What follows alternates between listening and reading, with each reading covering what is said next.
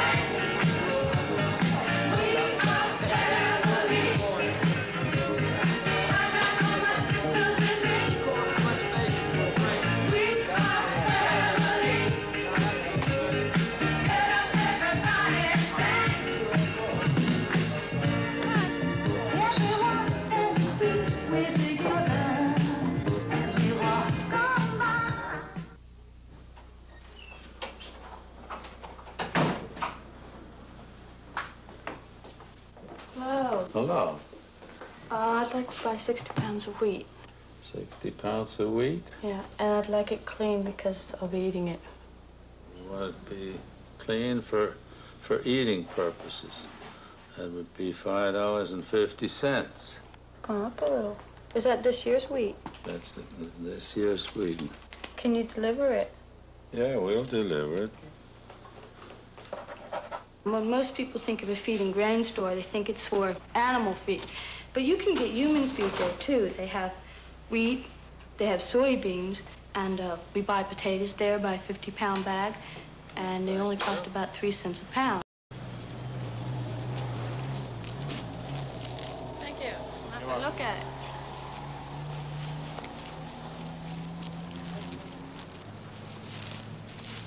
Wow, they really did clean that nice. Okay, here's wheat, and then here's the wheat in its husk. So you just throw that away, and that's all there is to it. People have been eating wheat for hundreds of years. The Roman army practically marched on nothing but wheat. It's healthy, it tastes good, and it's cheap. And it's not that much trouble to prepare. Okay, why don't everybody buy it and eat it? They don't know about it. The only thing, or else they're too lazy to just do the little tiny bit of processing. See, when people go to work and they have a 9-to-5 job, then when they come home, they're too tired to crack a little bit of wheat. It's easier for them to then go and buy convenience food, and they'll come home and it'll take them 10 minutes to cook up a dinner. It'll take us a little longer because we have to grind the wheat and all. You know, it's funny the way some people think about it. A lot of people think we work very hard, and a lot of people think we spend all of our time bumming around. In reality, we do a little bit of mild work every day. We do more in the spring than we do in the rest of the year, but it averages out to no more than 5 hours a day each. And it's work we enjoy doing. The thing with work is, how do you say what's work and what's leisure? Is it work for us to go down fishing when he's fishing and I'm swimming and he likes to go fishing anyhow? Is that work or is it leisure? Or, But we eat the fish. Right, but we get work out of it. We eat the fish. If we like to putter around the garden You're right, huh? and have a garden for a hobby and eat the produce, is that work or is it leisure? I go out on bird walks. I'm a bird watcher, and when I'm out, I'll pick up nuts, berries, or corn that may be around the fields. So I'm producing some food, but I'm also doing what I want to do. The saying is that work is something you do when you'd rather be doing something else. We say. So according to that definition, a lot of what we do, even though it does produce food, isn't work. This house, when we moved in, it was a total shambles. That's why it was so cheap. We plastered the outside wall. It was a brick, and we mortared the whole thing over ourselves and painted it. We put in the plumbing. We put in some of the electrical. And we built the bathroom up practically from scratch because it was a store. It had been a store. So we did the whole thing. Dolly did everything. We're going to run up here with the cinder block chimney to replace these pipes so we get a better draft. And to put the chimney in, we have to have a footing, a cement footing. To knock holes in the wall and to have the stovepiping come out, and we'll have to plaster up and make it look nice. And then we'll have the chimney going straight up and cut out that little bit of wood molding there and have it go up above the roof stump. Okay, let me get in there. Watch your hands. All right, let me get this out. We'll find some worms for the fish. Are you gonna fill up that, I'm going to make a greenhouse here eventually. Yeah, 20 years from now. No, soon. Let's finish up the rest of the house first so we can live in it. Well, first the chimney. All right, first the chimney, then the roof, and then we can start discussing other things. Okay.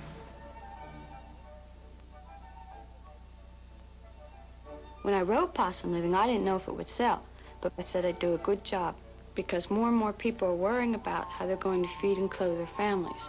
When I had finished the manuscript, I didn't know how to sell it, so I wrote to 2 book companies, and they wrote back and said I should find an agent through the literary marketplace. So I looked up agents and found one that specialized in how-to books and sent it to her. Well, she went to New York and sold it to Universe Books. Universe just sold the paperback rights to Bantam Books, and it's going to be reissued. Are you going to be doing any more publicity, Marge? No, I don't want to. I'm not going to do any more and just going to stay home and recover for a little while. You know, you promised me Phil Donahue before I die. Yeah, well, we'll see. I really think you should. It's really a chance to travel where it doesn't cost you any money. There's also a big hassle, and there's also a lot of strain, you know. Think of the places you can get to go and the things you can do. But if you want to sell your soul, you can do just about anything. There are some things that might be worth doing it for. No, I don't think so. It's, well, I differ. Well, sweetheart, will you say grace, please? Yes. Dear Lord, for what we're about to receive, we are thankful. We thank you for thy provision for all our needs. Amen. We thank God for providing it. God's bounty. Hey, do you want to show me if I serve myself?